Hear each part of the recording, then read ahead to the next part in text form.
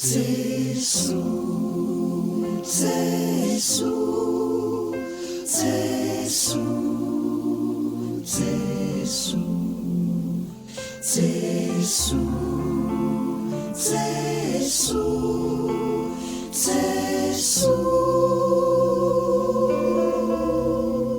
Efa mitona amin'i Jesosy Kristy anio fa 17 volana aogositra. Tadiavana dia ao anatin'ny safotofoton'ny fiainana azy.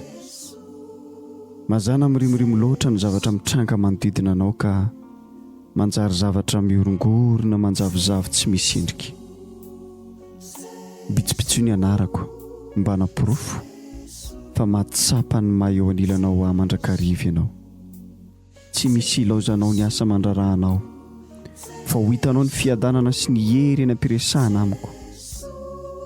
Any aoriana rehefa mitony ny zavatra rehetra dia ho afaka miresaka maharitra kokoa isika. Ekeo araka izay fisehon'ny andro tsirairay. Aza mandany andro sy hery haniriana ny zavatra mitranga ho hafa matokia kosa ka miteza anaiky ny fikasako sy ny tanjoko.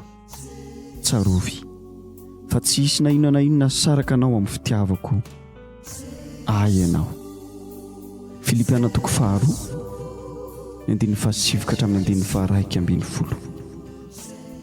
Izany io no nanandratanaandriamanitra azy ho eo amin'ny toerana faratapony sy nanomezana azy ilay anarana izay ambony noho ny anarana rehetra, ka ho fanajana ny anaran'i Jesosy dia andohalika avokoa izay rehetra ny an-danitra sy ety an-tany na any ambanin'ny tany, ary aika avokoa ny fiteny rehetra fa i Jesosy Kristy dia tompo ho voninahitran'Andriamanitra ray. Isaia 40:2. Ankehitriny kosa izao nolazain'ny tompo izay nahary anao ry firenen'i Jakoba sy namorona anao ry vahoaka n'Israely. Aza matahotra ianao fa efa navotako, ny anaranao nefa niantsoka anao ka ianao. Amen. Jesu, Jesu, Jesu, Jesu, Jesu, Jesu, Jesu, Jesu, Jesu.